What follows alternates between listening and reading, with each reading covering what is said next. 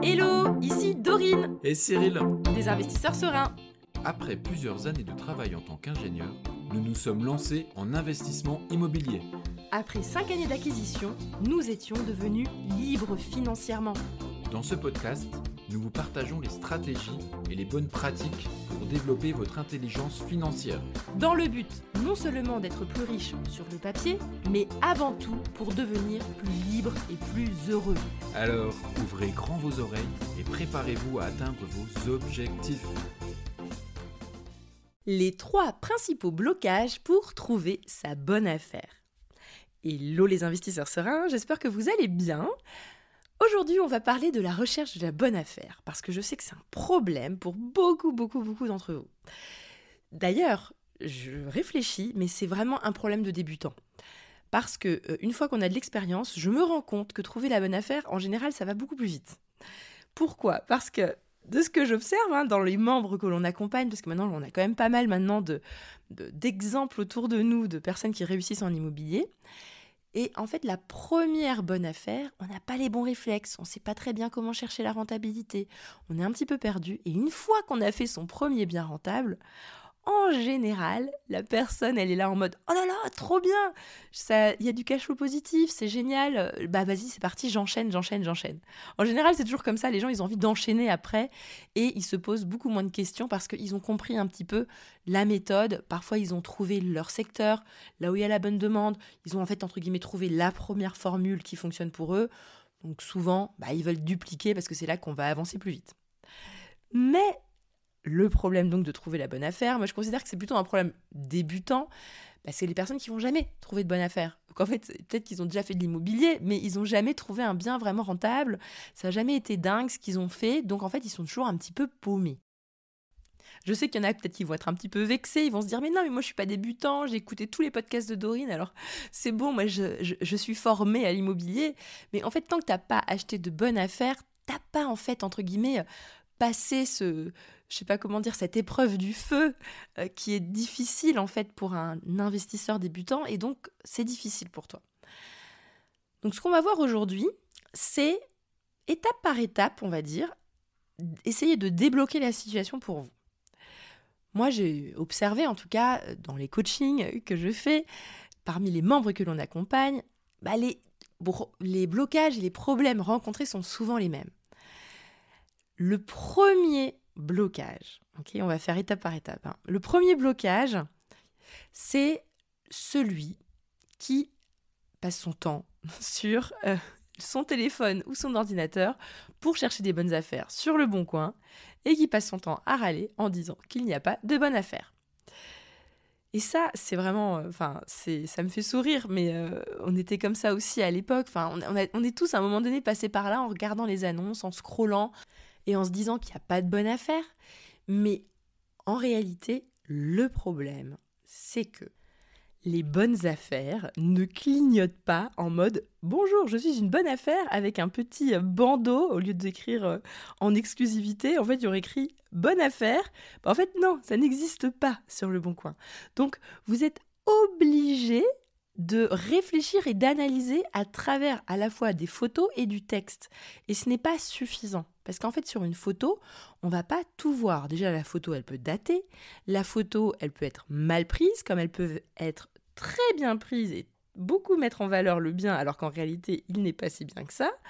Donc, le texte également, il peut être tout à fait incomplet. Et même en téléphonant à la personne, donc l'agent immobilier qui a mis l'annonce en ligne ou bien le vendeur, vous n'aurez pas toutes les informations comme si vous l'aviez visité. Donc vous ne pouvez pas vraiment juger quelque chose que vous n'avez pas visité.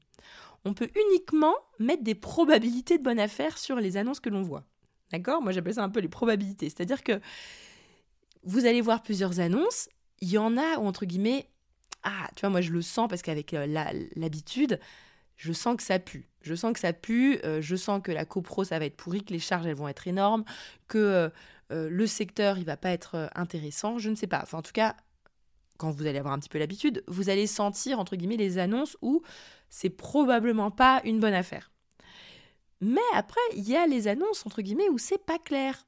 On se dit, c'est peut-être une bonne affaire, mais ce n'est pas sûr. On ne peut pas vraiment savoir. Sur le papier, c'est pas encore terrible les chiffres, mais si ça se trouve, en visitant, je vais pouvoir me rendre compte que je peux créer une pièce supplémentaire que je n'avais pas vraiment pu concevoir avec les photos.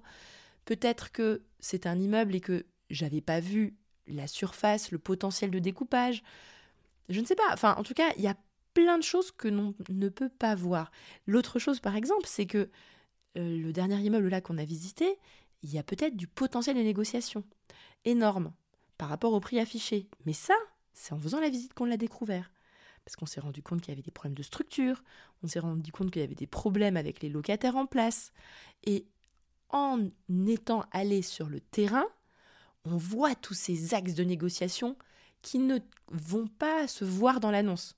Parce qu'évidemment, l'agent immobilier, il essaye de mettre bien sur tout rapport l'immeuble qui est en vente sur le Bon Coin. Donc il va dire bel immeuble, patrimonial, bien situé, avec des locataires en place qui payent leur loyer. Donc en fait, il va mettre en avant les choses. Et puis tu vas te dire, non mais attends, c'est pas rentable avec le prix qui est affiché et les loyers qui rentrent. Non, ça marche pas. Mais en fait, en faisant la visite, on se rend compte que c'est pas du tout aussi rose que ce qu'il veut bien le faire entendre dans son annonce. Et en plus de ça, tu te rends compte que, au vu de la situation, les vendeurs doivent forcément être désespérés, donc ils vont accepter des baisses de prix. Ou bien tu vas te rendre compte également lors de la visite, et c'est typiquement le fameux immeuble là dont je vous parle, qu'aucun marchand de biens va pouvoir se positionner dessus, parce que c'est pas possible pour un marchand de biens de se positionner sur ce genre de biens.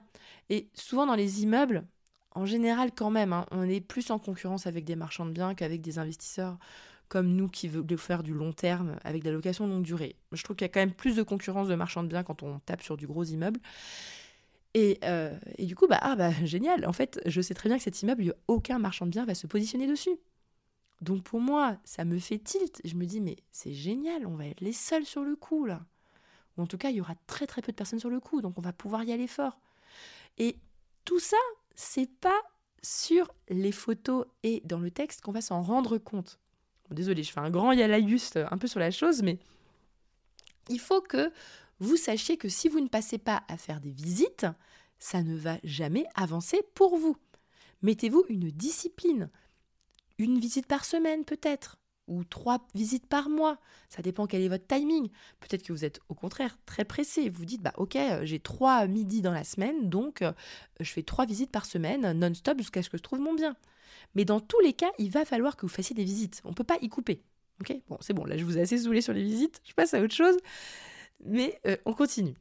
La deuxième raison pour laquelle vous restez bloqué, donc peut-être que vous êtes en train de faire des visites, c'est très bien pour vous, je suis fière de vous, c'est super.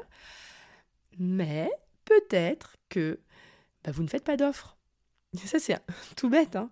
Mais il y a beaucoup de personnes qui enchaînent les visites, qui en ont fait 10, 15, 20 visites. Et puis après, je pose la question, mais du coup, tu as fait combien d'offres ? Ah j'en ai fait une, mais elle a été refusée. Et là, je me dis, mais attends, tu peux pas faire 20 visites et faire une offre. En fait, ton ratio offre-visite, il n'est pas bon du tout. Parce qu'à ce rythme-là, mais tu en as pour 1000 ans. Donc, il va falloir que vous compreniez quelque chose, c'est que ça prend du temps de faire des visites.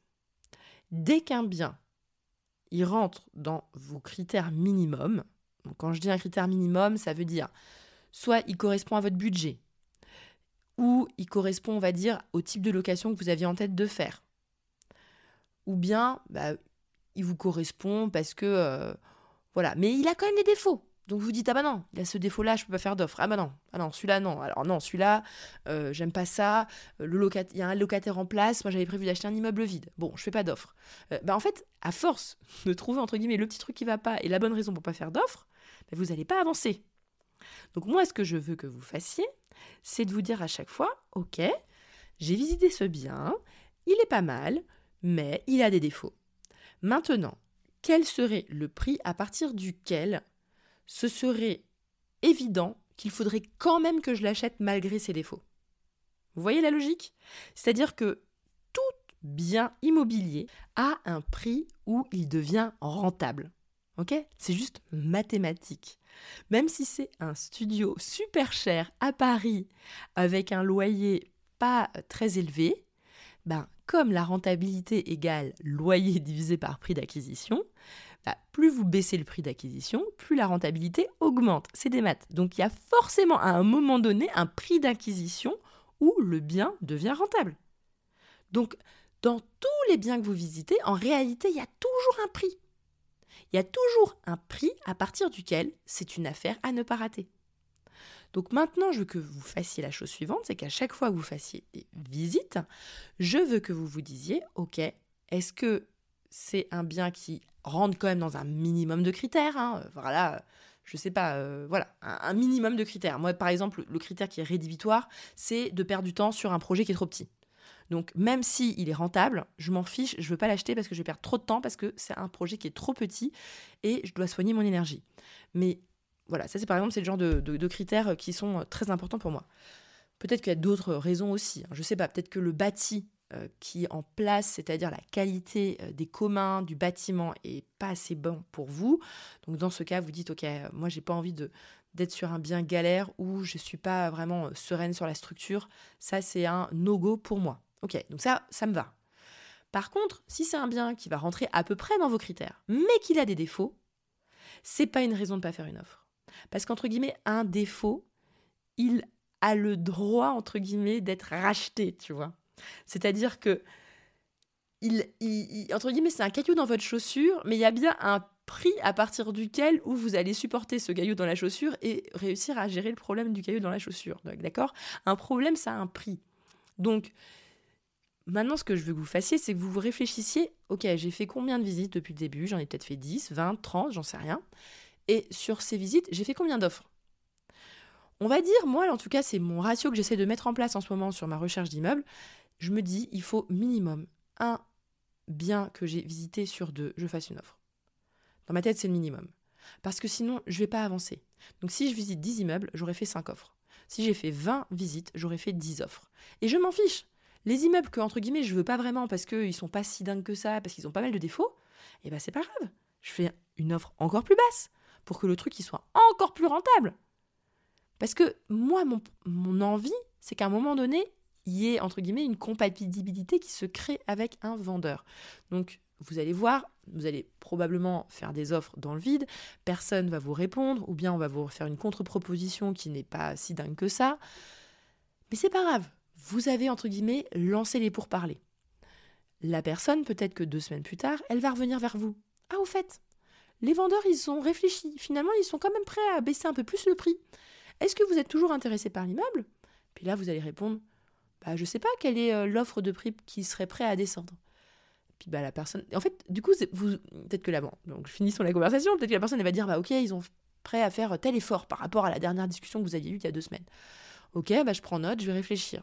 Vous réfléchissez, évidemment vous faites semblant de réfléchir parce que dans votre tête c'est pas encore assez bas, mais vous allez revenir avec la personne et vous allez vous dire ok, écoutez, en tout cas moi je suis toujours intéressée, mais l'effort n'est peut-être pas encore assez suffisant de la part des vendeurs, donc n'hésitez pas à revenir vers moi si jamais ils sont prêts à descendre minimum d'encore je sais pas combien, ou en tout cas qu'ils sont prêts à faire un effort plus conséquent sans dire de chiffres, c'est encore mieux. Ou éventuellement vous remontez un petit peu le prix, mais léger, de quelques milliers d'euros à peine, et comme ça, la personne, elle voit, ok, bon, il a fait un effort, mais voilà. Et comme ça, en fait, vous renvoyez la balle de l'autre côté, et eux, ils vont réfléchir encore des années, ou des mois, ou des semaines, j'en sais rien, sur le prix de leur bien qu'ils veulent vendre. Parce que souvent, les vendeurs, c'est comme ça, ils veulent vendre trop cher par rapport à ce que ça vaut. Mais c'est comme ça que fonctionne le marché de l'immobilier, et puis nous, les acheteurs, évidemment, on veut acheter moins cher que ce que le bien vaut. C'est le jeu, on a chacun un intérêt divergent. Mais ce qui est pas mal en ayant fait beaucoup d'offres, en fait, vous êtes en pourparlers, certes, peut-être des pourparlers en veille, qui sont, entre guillemets, à l'arrêt, mais vous ne vous rendez pas compte que le vendeur, lui, aura toujours en tête votre offre, en se disant, peut-être que quand même, lui, je pourrais lui faire une contre-offre, et voilà. Je trouve que c'est intéressant de se positionner, parce que celui qui ne fait pas d'offre, en réalité, il est positionné sur rien du tout. Donc, personne ne va le recontacter en lui disant, au fait, les vendeurs sont prêts à faire un effort pour vous. Donc, il faut absolument que vous fassiez des offres parce que c'est un moyen de vous faire connaître à la fois par l'agent. L'agent, il va bien vous aimer parce qu'il va vous dire, ok, lui au moins, bon, certes, il fait peut-être des offres un peu basses, mais au moins, il fait des offres. Donc, c'est pas quelqu'un à qui je fais des visites et puis il n'y a jamais rien derrière. Donc, au moins, il y a des offres qui tombent. Et voilà, donc c'est ça qu'il faut que vous mettiez en tête. Mettez-vous ce petit ratio. Peut-être que pour vous, vous vous dites une visite sur 2, je fais une offre, ça vous paraît dingue. Peut-être qu'il faut faire que vous fassiez plutôt 1 sur 5. Mais déjà, c'est déjà pas mal, parce qu'il y en a beaucoup qui font 10 visites ou 20 visites et puis qui font 2 offres à tout casser. Et là, c'est vraiment pas assez.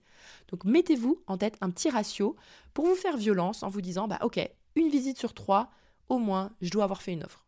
D'accord ? Et puis, si vous le voulez pas, faites une offre basse. Parce qu'il y a trop de défauts, faites une offre basse. Mais testez. Et en plus de ça, ça va vous apprendre à mener des négociations, mener des discussions. Ça va vous dédramatiser aussi sur le fait de faire des offres basses, plus basses que le prix affiché. On va se détendre. Écoute, il n'y a personne qui nous a mangé, il n'y a personne qui est venu nous disputer ou nous faire une beuglante. Je ne sais pas si vous lisez Harry Potter, mais en ce moment je lis Harry Potter, mais personne ne va vous envoyer une beuglante en vous engueulant, en vous disant « Oh là là, mais quelle honte de faire une offre aussi basse, etc. » En fait, faites-le. Et puis au pire, si quelqu'un vous dispute, vous allez voir que vous n'allez pas en mourir. Donc, c'est pas grave, on continue. Ok ? Donc, c'est important. Et troisième point, peut-être que vous êtes dans le cas où vous faites beaucoup de visites, vous faites des offres et il n'y a rien qui passe. Il n'y a rien qui fonctionne, ça n'avance pas.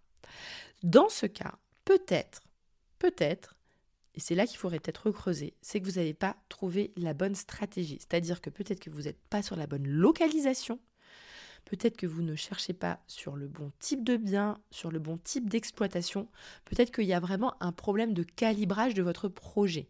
C'est-à-dire que si vous patinez, que vous faites des visites, vous faites des offres, il n'y a jamais rien de rentable qui tombe par rapport à vos objectifs de vie, parce que j'espère que vous êtes posé vos objectifs, etc., sur votre vision à long terme de ce que vous attendez de vos investissements, et vous vous rendez compte, en fait, non, j'arrive jamais à avoir du cash flow positif, alors que dans ma vision, je veux lever le pied, je veux commencer à arrêter de travailler, ou en tout cas, faire passer en 4/5e et remplacer le 1/5e de mon salaire par du cash flow en immobilier, et je ne trouve pas ce bien dans ce que je cherche.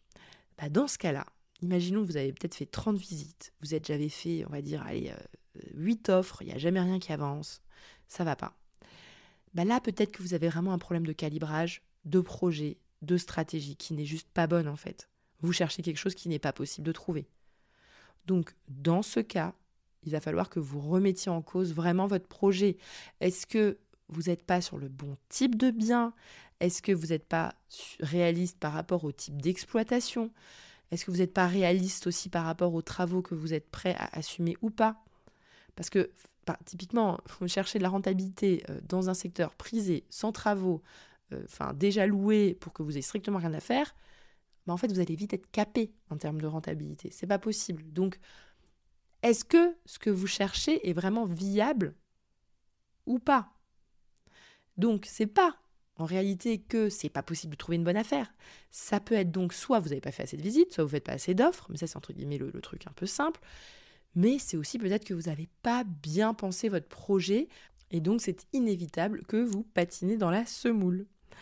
Voilà. En tout cas, j'espère que cet épisode vous a fait du bien, vous avez permis de vous situer quel était lequel de ces 3 points qui bloquaient.